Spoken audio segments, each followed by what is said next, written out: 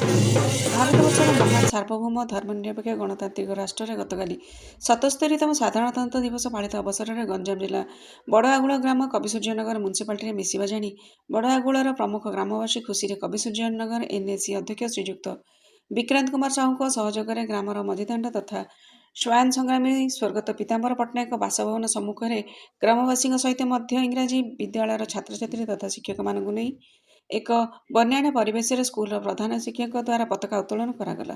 School ଛାତ୍ରୀମାନଙ୍କ ଦ୍ୱାରା ଜାତୀୟ ସଙ୍ଗୀତ ଗାନ କରାଗଲା।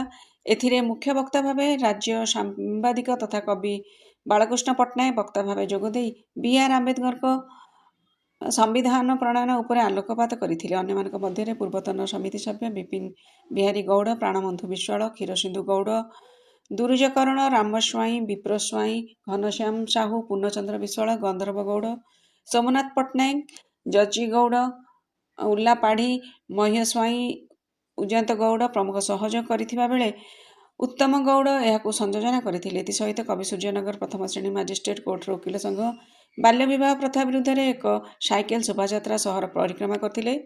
ପ୍ରକାଶ ଥାଉ କି ଆଜିର ଏହି ପବିତ୍ର ଦିବସ କବିସୂର୍ଯ୍ୟନଗର ଅବସରପ୍ରାପ୍ତ ସୈନିକ ସଂଘ ତରଫରୁ ସଂଗ୍ରାମୀ ବନ୍ଧୁମାନଙ୍କୁ ନେଇ ଓ କଂଗ୍ରେସ ପ୍ରଧାନଙ୍କ ନେତୃତ୍ୱରେ ମା ସନ୍ତୋଷୀ ପେଟ୍ରୋଲ ଟ୍ୟାଙ୍କରେ ଏକତ୍ରିତ ହୋଇ ଅବସରପ୍ରାପ୍ତ ବ୍ରିଗେଡିୟର ଅଭିମନ୍ୟୁ ରାଉତଙ୍କ ଦ୍ୱାରା ପତାକା ଉତ୍ତୋଳନ କରିବା ସହିତ ସୈନିକ ସଂଘର କର୍ମକର୍ତ୍ତାମାନେ ସହର ପରିକ୍ରମା କରି ଗୁରୁକୁଳ ସ୍କୁଲ, ବ୍ରହ୍ମକୁମାରୀ ବିଦ୍ୟାପୀଠ ଓ ସରକାରୀ କୃଷି ଉଦ୍ୟାନ ଓ ଅବସରପ୍ରାପ୍ତ ସୈନିକ ସଂଘର କାର୍ଯ୍ୟରତଠାରେ ବ୍ରିଗେଡିୟର ଅଭିମନ୍ୟୁ ରାଉତ, କ୍ୟାପ୍ଟେନ ବିବି ଦାସ, କ୍ୟାପ୍ଟେନ ଟି ରାମେଶ୍ୱର ପାତ୍ରଙ୍କ ଦ୍ୱାରା ଧ୍ୱଜା ଉତ୍ତୋଳନ କରିଥିଲେ। ଏଥିରେ ପୂର୍ଣ୍ଣ ସହଯୋଗୀ ଶରତ ଚନ୍ଦ୍ର ସାହୁ, ବିଜୟ କୁମାର ପାଣିଗ୍ରାହୀ, ସୁଭାଷ ଚନ୍ଦ୍ର ମହାନ୍ତି, ନିହାର ରାଉତ, ନାରୁସୁ ବେହେରା, ଶତ୍ରୁଘ୍ନ ବିଶ୍ୱାଳ, ଉଦୟନାଥ ସ୍ୱାଇଁ, ସଦାନନ୍ଦ ମାଝୀ, ମନମୋହନ ପାଣିଗ୍ରାହୀ, ବୁନା କରଣ, କୈଳାସ ସିଂ, କୃଷ୍ଣଚନ୍ଦ୍ର ଗୌଡ଼, ବାଉରୀ ସ୍ୱାଇଁ, ବ୍ରହ୍ମା ପ୍ରଧାନ, ବିଜୟ କରଣ, ରବି ବିଶ୍ୱାଳ, ଆଡଭୋକେଟ ମୀରାବାଇ ଦେଓ ପ୍ରମୁଖ ଉପସ୍ଥିତ ଥିଲେ। ବାଳକୃଷ୍ଣ ପଟ୍ଟନାୟକଙ୍କ ରିପୋର୍ଟ।